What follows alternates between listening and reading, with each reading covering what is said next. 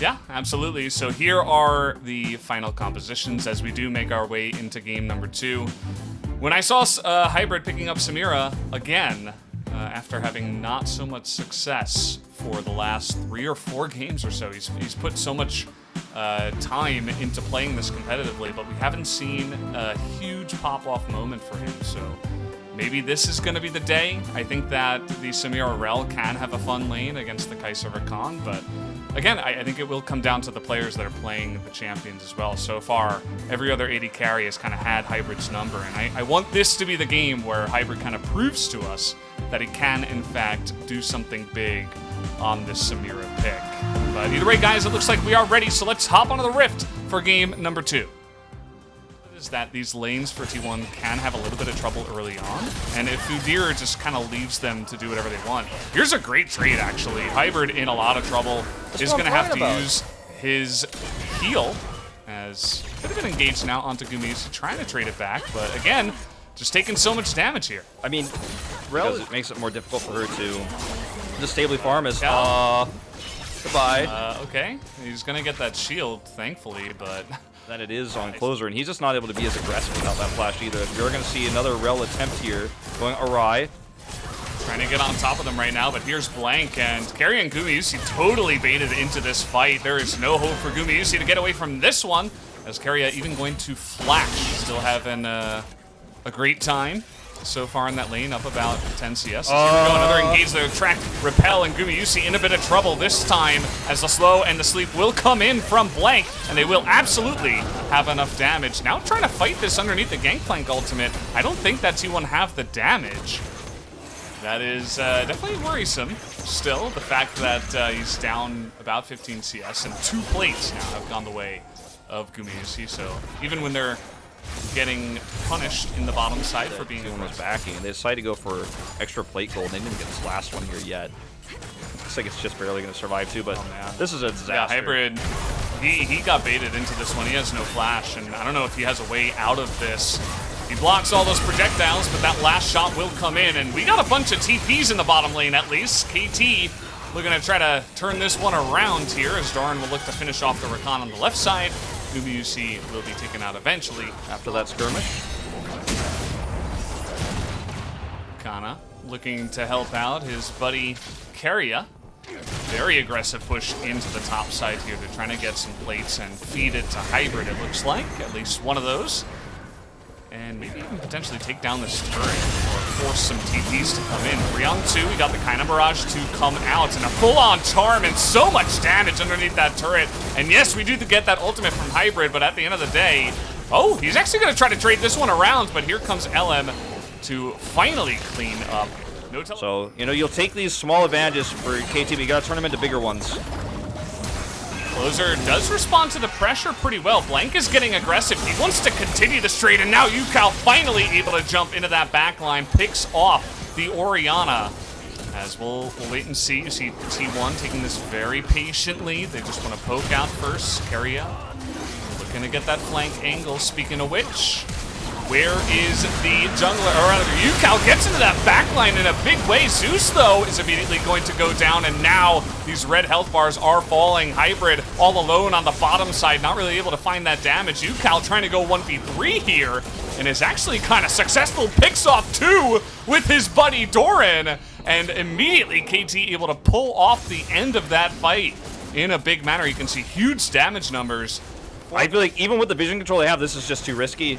Teleport's coming through. This is so greedy from KT. They might get away with it, but it doesn't make it right. Now, looking for the engage. He bolts up 2 of them and immediately just chops them in half. Already. Yeah, we're going to see once again. So, LM and Carrier are like, oh my god, Yukao's here. They don't know Doran actually teleported. There was no vision whatsoever on this straight at all. There's a late realization for T1 and a very panicked reaction, as you mentioned, is like, oh, okay, we gotta stop this. And then you can see LM is like running away. He's like, oh no, no, no, no, no. I know what's about to happen. Doesn't get out, obviously.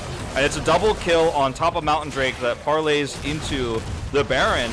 And KT are gonna go ahead and start this Baron. And there's no front line for T1 in this case. Sure, there's no Yone ult anymore, but I mean, trying to delay this or to stop this is, I think, a pipe dream, as Doran's going to go in, and the Baron's going to go down. Stun goes down on Agumiusi, who has to go over the wall. And you see the other two members are a bit zoned away. Sleep is going to go down on Takana. Ahead here, but we're already past the 30-minute mark as Yukal is just going nuts in this game, looking for any pick he can get. He sees enemy champion. Let's see how this one goes. Closer a little bit out on his own here, and Yukal's gonna catch him yet again. We do have the follow-up teleport, and immediately rotations coming in from the side of T1, but they get zoned away in the river. Closer is gonna have to back off here. Doran tanky enough to sustain that damage. Difficult to cross through to enter the river, and that's that one Void Seeker is like all T1 can do to even. Especially when they get fed like this. You see LM though, he's looking for blood. They finally say, we want to fight on our terms, say T1. They're going to find Blank and Doran in the front line. Zeus looking for the flank here, but they are immediately going to take out that Lilia. Big engage now from Keria, looking for more. Doran's got a massive shield. LM has to be careful. Big follow-up engage now from Zeus as Keria is going to have to go away, and Samira is just doing way too much as the pentakill, I think. No, Yone is going to steal that away. It is an ace in the end. To control and maybe trying to control a Drake fight. They saw Yukal on the side lane. They thought, okay, we'll force this fight. Blank's Zonia's fought so much time. The damage output, even on Doran's Renekton alone, is putting everybody low on health. Yukal comes out on the flank, does a ton of damage, and then Hybrid pops his ultimate.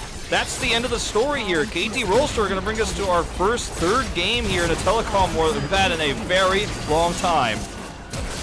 Yeah, Keria not going to be able to do this alone. Just going for a bit of a walk. Wanted to take a 5th death. Not able to do much. Big judgment issue from T1 to actually continue to force that fight after Zonia's pop. They're fighting under turret into this Renekton that's doing tons of CC. Stuns twice in that fight. That was definitely a big lapse of judgment from T1 that cost them the game. They might have lost it either way, but I mean, we didn't get to see what that Supreme late game is going to look like because they decided to really force the issue with a comp I feel like they didn't need to do that with. Yeah, I almost feel like they had some engagement tools in their comp and they were getting frustrated saying like, oh, you know, like we've never... KT Roaster managed to extend the series with this Game2 victory. And let's take a look at the draft one more time, and another Udyr coming out here in the LCK. T1 looked like they were catching up with the trends going on in the current meta. For example, in game number 1, they adopted this J4 strategy over to the jungle, and also this time around, Udyr was a new pick coming out for the side of T1. We can tell that they were watching and catching up how other teams actually perform here in the LCK. A great analysis coming in. However, they were not really sharp how to kind of play the map around Udyr in the mid and late game, whereas KT Roaster was able to make a lot of points with that early ganks. Udyr Orianna comp was really good for T1, but they were not fully having an understanding of their rotation with this duo. With the final support ban, they locked in Rakan, so they actually lacked a little bit of a CC or maybe some damage or tank. So Gorilla preferred Leona instead of Rakan. Also on the top lane, they had a swap matchup coming out between Doran and Kanna. So over the top lane, there was a bit of a matchup to Pride, but a lot of people were actually surprised to see Doran popping off.